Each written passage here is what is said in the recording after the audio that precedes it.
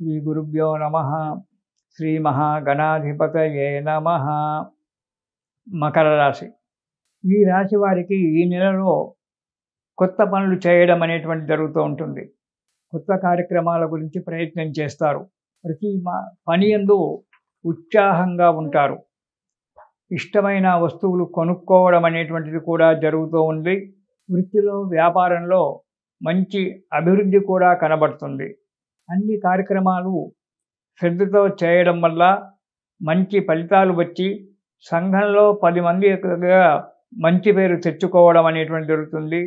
కాకపోతే కొన్ని కార్యక్రమాల వల్ల మానసికంగా బాధపడము, దానివల్ల కోపం విసుక్కోవడము, కోపం పెరిగిపోవడము అనేటువంటిది జరగడానికి ఆస్కారం ఉంది. కాబట్టి కోపాన్ని చంపేసుకోవడం చాలా మంచిది. ఈ కోపాన్ని కనుక మనం చంపేసుకున్నట్టయితే అన్ని కార్యక్రమాలు సుఖంగానే నిర్విఘ్నంగానే కొనసాగుతూ ఉంటాయి. విఘ్నాలు వచ్చినా అవి తప్పుకుంటాయి.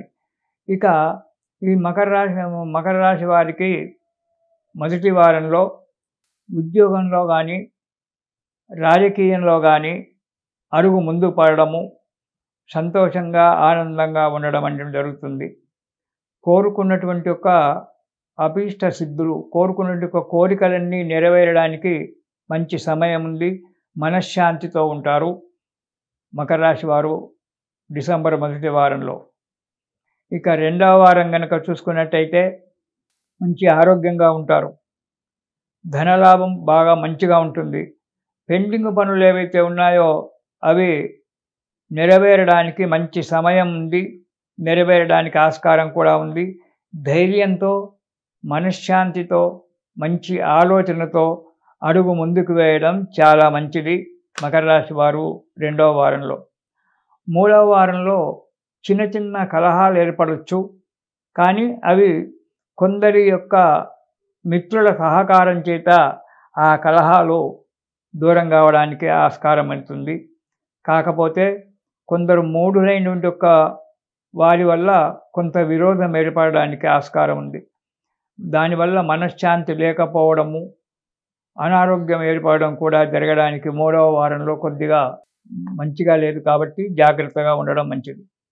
ఇక నాలుగవ వారం సహోదరులతో కలహాలు రావడం, సోదరుల చేత అంటే అన్న తమ్ముడు కావచ్చు, అక్క చెల్లెళ్ళు కావచ్చు, వీరు సహోదరులు కాబట్టి వీరి వల్ల నీకు కొంత బాధ కలగడానికి ఆస్కారం ఉంది. పోట్లాటలు జరగడము, కొంత డబ్బు నష్టపోవడము, కొన్ని విషయాలలో అధికంగానే డబ్బు నష్టపోవడము, దాని గురించి రుణం చేయడం అనేటువంటి జరగడానికి ఆస్కారం ఉంది. చేసే వృత్తిలో వ్యాపారంలో శ్రద్ధ తగ్గిపోవడం జరుగుతుంది. దానివల్ల ఆదాయం తగ్గుతుంది. ఎందుకంటే పోట్లాటలలో చిక్కుకున్నప్పుడు ఇవి మనసులో మెదులుతూ ఉంటాయి. కాబట్టి చేసేటువంటి ఒక కార్యక్రమాన్ని సకలంగా నెరవేర్చకపోవడం వల్ల ఆర్థిక పరిస్థితి కూడా కొంత మందగించడం అనేటువంటి జరుగుతూ ఉంది. కాబట్టి తగు జాగ్రత్త అవసరము. ఈ రాశి వారు ఈ నెలలో గురు చరిత్ర కానీ, గురు స్తోత్రం కానీ పారాయణం చేయండి. రేపు డిసెంబర్ 4వ తారీఖు నాడు దత్తాత్రేయ జయంతి. దగ్గరలో ఉన్న దత్త దేవాలయానికి కానీ, సాయిబాబా దేవాలయము, దత్త దేవాలయం కానీ వెళ్ళి పూజలు అవి చేయించుకోండి. రెండవది, ఎక్కడైనా దేవాలయాల్లో దత్త యజ్ఞాలు చేస్తూ ఉంటారు. ఆ రోజు ఆ దత్త యజ్ఞాలు చేసే దాంట్లో పాల్గొనడం వల్ల మీ కష్టాలు కొన్ని గట్టెక్కడానికి మంచి సమయం ఉంది. కాబట్టి దత్త జయంతి రోజు ఆ గురుదేవునికి మీరు అన్ని రకాలుగా సేవ చేసుకోవడం చాలా మంచిది. గురు చరిత్ర కానీ, గురు స్తోత్రం కానీ పారాయణం చెయ్యండి. దానివల్ల మీకు శుభం కలుగుతుంది. ఇది శుభం.